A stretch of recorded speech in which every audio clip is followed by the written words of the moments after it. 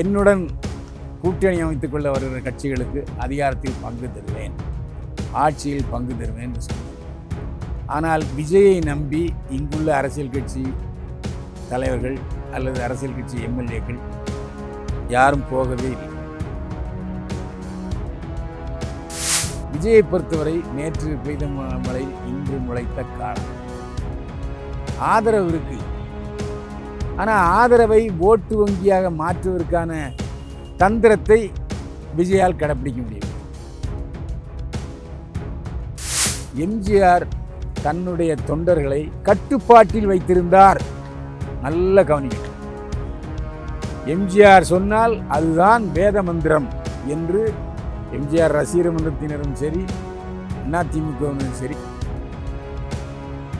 நேற்று பாஜகவில் வந்தவன், முந்தா நாள் அதிமுக வந்தவன், 4 நாளைக்கு முன்னாடி திமுக வந்தவன் சேர்த்து வேட்பாளர் அறிவிச்சிருக்கார். அது மட்டுமல்ல, எல்லா கருத்து கணிப்புகளும் என்ன சொல்லுது, 12% ஓட்டு வாங்குவார் விஜய். அப்படி பார்த்தா 4 முதல் 20 தொகுதிகள் தான் விஜய்க்கு. எனக்கும் டிஎம்கேக்கு தான் போட்டி, எனக்கும் டிஎம்கேக்கு தான் போட்டி. டிஎம்கே தீய சக்தி என்று சொல்லுகிறார். இந்த தீய சக்தி என்ற வார்த்தையை கூட ஜெயலலிதாவிடமிருந்து தான் கடமைங்கிறார். தன்னுடைய கட்சிக்காரர்கள் சங்கீதா விஜய அசிங்கமாக பேசுகிறாங்க. அதை இவர் என்னைக்கா தட்டி கேட்டுருக்கிறாரா? இல்லை. இன்னமும் அவர் விஜய் மனைவி தான். என்னை வாழ வைத்துக் கொண்டிருக்கும் யூடியூப் சேனல் நேயர்களுக்கு நன்றியும் வணக்கம். தேவையற்ற தலைவரும் நடிகருமான விஜய் தமிழ்நாட்டின் முதலமைச்சர் ஆவாரா? இந்த கேள்விக்கான விளக்கத்தை தான் நான் இப்போது இந்த பதிவில் பேசப்போகிறேன். பொதுவாகவே தமிழ்நாட்டிலும் சரி, ஆந்திர பிரதேசத்திலும் சரி, சினிமா கிரேஸ் ரொம்ப அதிகம். முதலில் புரட்சித் தலைவர் எம்ஜிஆர் தமிழ்நாட்டில் முதல்வரானார்.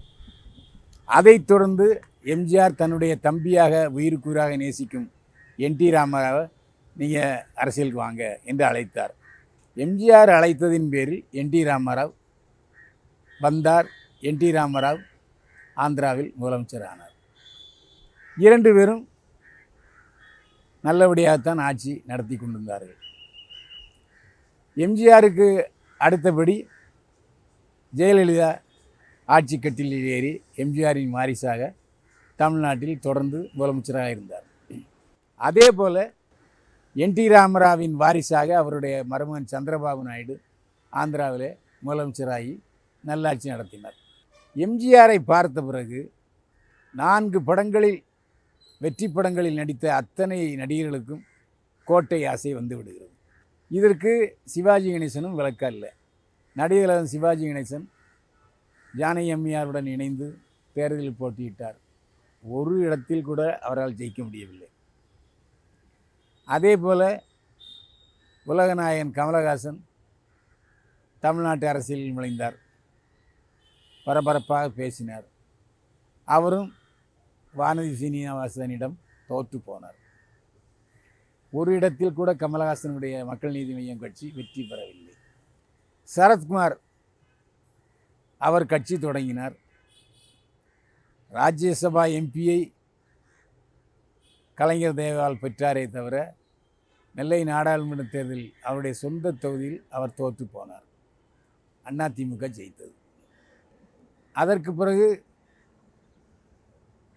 ராதிகா சரத்குமார் தேர்தலில் போட்டியிட்டார். அவரும் மண்ணைத்தான் கவினார்.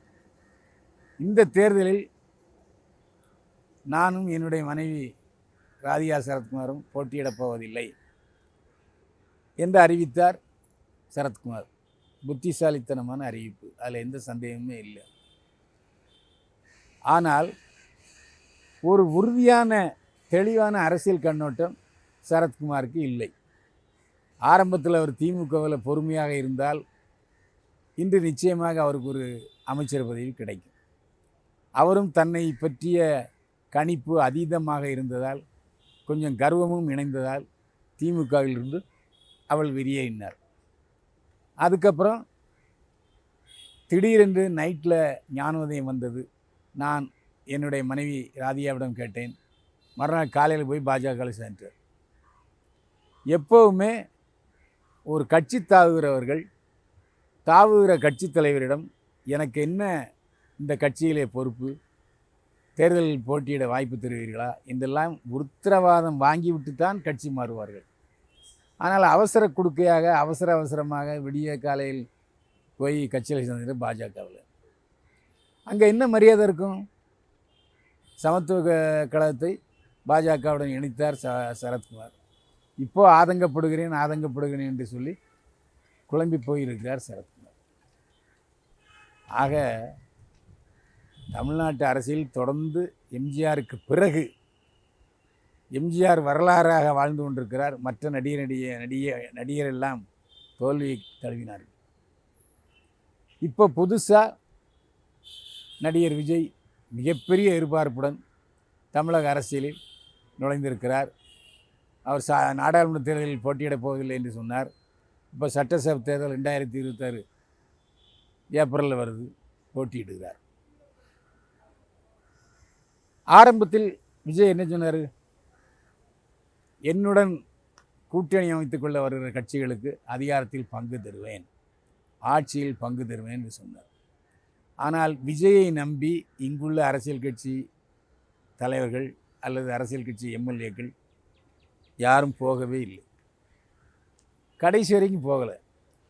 கொஞ்சம் விஜய் மனமும் விட்டு கொடுத்து ராகுலை சந்தித்திருந்தால் ஒருவேளை காங்கிரஸோடு கூட்டணி அமைத்து இன்றைக்கு ஒரு பலம் வாய்ந்த கட்சியாக தேர்தலில் போட்டியிட்டு எம்எல்ஏ முதலமைச்சராக வாய்ப்பு இருந்தது.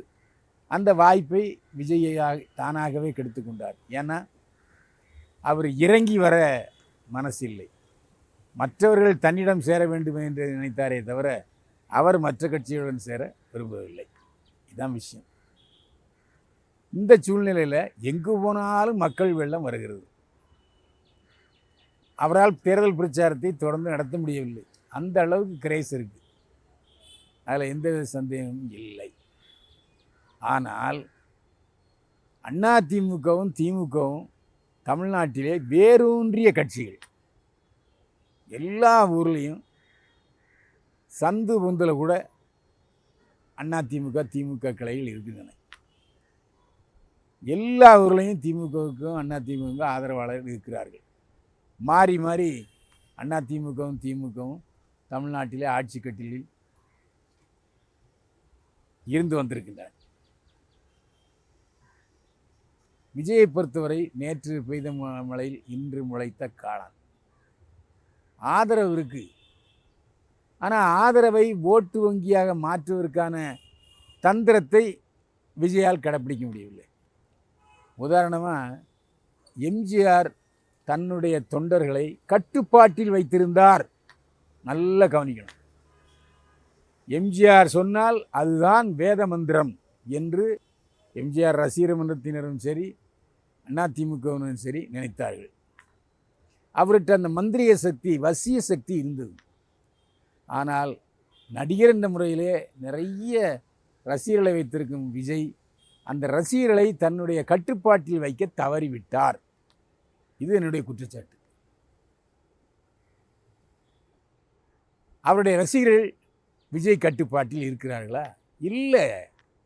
அப்படி விஜய் கட்டுப்பாட்டில் ரசிகர்கள் இருந்திருப்பாரே ஆனால் கரூர் சம்பவம் நடந்திருக்காது, நிறைய விபத்துக்கள் நடந்திருக்காது, நிறைய பேர் செத்துருக்க மாட்டாங்க.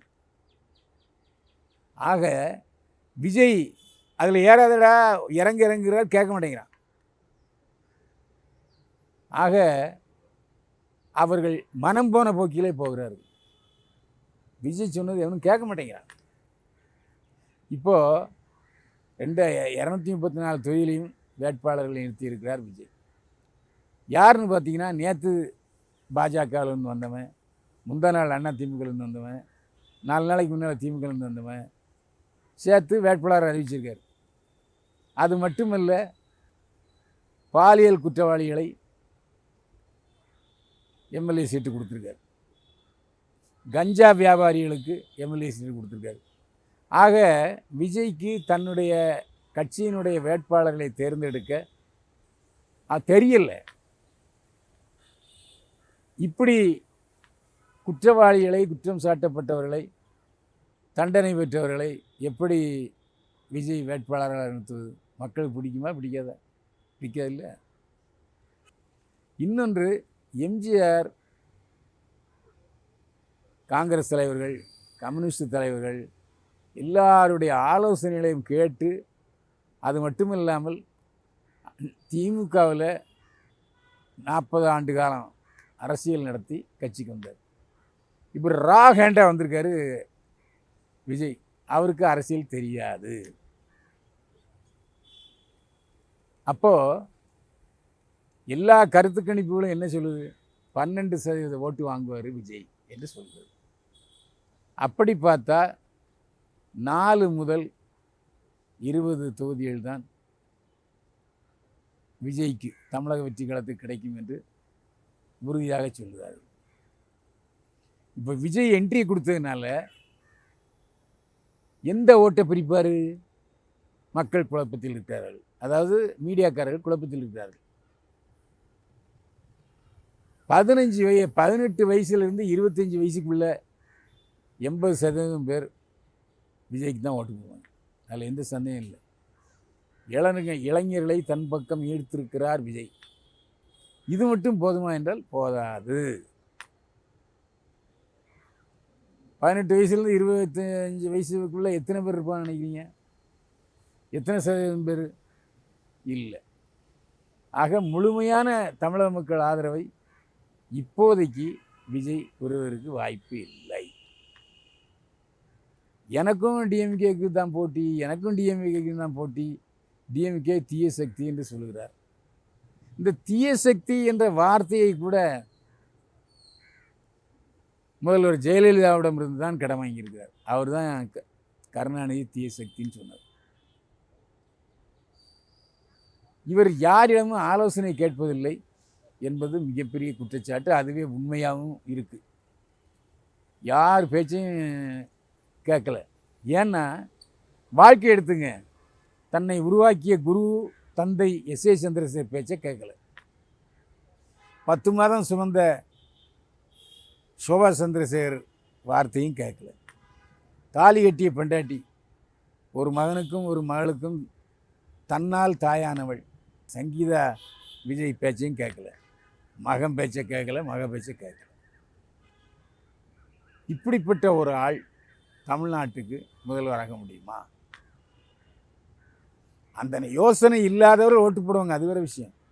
ஆனால் விஷயம் அறிந்தவர்கள் யாரும் பெரும்பாலானோர் விஜயை ஆதரிப்பதாக இல்லை. எனவே இந்த 2026 தேர்தலில் விஜய் முதல்வர் ஆவதற்கான வாய்ப்பே இல்லை. எழுதி வைத்துக் கொள்ளுங்கள். ஜூன் மாதம் தேர்தல் முடிந்த மறு மாதம் அவர் சினிமா ஷூட்டிங்கு போயிடுவார். மீண்டும் சினிமாவில் நடிப்பார். அவர் சினிமாவில் நடிப்பது உறுதி. ஆனால் முதலமைச்சராவது உறுதி அல்ல அல்ல அல்ல. ஏன்னா தமிழக மக்கள் அவ்வளவு இழித்த வாயர்கள் இல்லை. வந்தாரை வாழ வைக்கும் தமிழ்நாடு தான், நான் இல்லைன்னு சொல்லலை. ஆனால் தமிழ்நாடு விஜயை முதல்வராக்குறதுங்கிறது பகல் கனவு. அது நடப்பதற்கு வாய்ப்பே இல்லை. ஏனென்றால் விஜயிடம் திட்டங்கள் இல்லை. டாக்டர் ராமதாஸ் அவர்கள் ஒவ்வொரு வருஷமும் ஒரு மாதிரி பட்ஜெட் போட்டார். அந்த மாதிரி ஏதாவது திட்டம் கையில் இருக்கா விஜய்கிட்ட? இல்லை. அப்புறம் எப்படி அவர் முதலமைச்சர் ஆவார்? அவர் சமீபத்தில் தமிழக காவல்துறை தலைவரை சந்தித்ததற்கு காரணம் தன்னுடைய பிரச்சார கூட்டங்களுக்கு பாதுகாப்பு கேட்டு தான் அவர் போனார். ஆனால் அதை முழுமையாக மறைத்துவிட்டு, முழு பூசணிக்காவை சோற்றில் மறைத்துவிட்டு, பழைய ஜனாதிபதி அப்துல் கலாமின் உதவியாளர் பொன்ராஜ் ஏதோ சொன்னார்னு அவர் மேலே கம்ப்ளைண்ட் கொடுக்குறது. தன்னுடைய கட்சிக்காரர்கள் சங்கீதா விஜயை அசிங்கமாக பேசுகிறாங்க. அதை இவர் என்னைக்கா தட்டி கேட்டிருக்கிறாரா? இல்லை. இன்னமும் அவர் விஜய் மனைவி தான். விஜய் மனைவியை தமிழ்நாடு வெற்றி கழகத்தினர் ஆபாசமாக பேசி வருகிறார்கள். இது ஏன் விஜய் கண்டிக்கவில்லை? அதே மாதிரி அவருடைய கட்சியை சேர்ந்த ஒரு பெண், நான் விஜய்க்கு தங்கையாகவும் இருப்பேன் தாரமாகவும் இருக்கேன்னு உளறி கூட்டியிருக்கு. இந்த உளறலை கண்டித்திருக்க வேண்டாமா விஜய்? ஏன் கண்டிக்கல? இதெல்லாம் நடுநிலை நோக்கர்கள் இதெல்லாம் பார்ப்பாங்கல்ல. என்ன விஜய் ஒரு மாதிரி நடந்து கொள்கிறார்? அப்போது விஜயை பொறுத்தவரை சொல் புத்தியும் இல்லை, சுய புத்தியும் இல்லை. எனவே அவர் தமிழக முதலமைச்சராவதற்கு வாய்ப்பும் இல்லவே இல்லை. ஆனால் ஒன்று, ஜனநாயகன் நிச்சயமாக படம் வசூலில் வெற்றி பெறும். அதில் எந்த சந்தேகம் இல்லை. அரசியல் வேண்டுமானால் விஜயை கைவிடலாம், ஆனால் சினிமா விஜயை கைவிடாது. மீண்டும் சினிமாவில் நடிப்பார் விஜய். எப்படி தெலுங்கில் சிரஞ்சீவி மிகப்பெரிய எதிர்பார்ப்போடு தேர்தலில் போட்டியிட்டு கடைசியில் கட்சியை கலைச்சிட்டு இந்திரா காங்கிரஸில் மந்திரியாக இருந்தார், துணை மந்திரியாக. இப்போ அவர் அரசியலை விட்டு விலகி சினிமா நடித்து கொண்டிருக்கிறார். இந்த சூழ்நிலை தான் விஜய்க்கு ஏற்படுமே தவிர எந்த சூழ்நிலையிலையும் எந்த காரணத்திற்காகவும் தமிழக மக்கள் விஜயை தங்களுடைய முதலமைச்சராக ஏற்றுக்கொள்ள மாட்டார்கள். தேர்தல் இதை நிரூபிக்கும். மீண்டும் சந்திப்போம். வாழ்க வளமுடன்.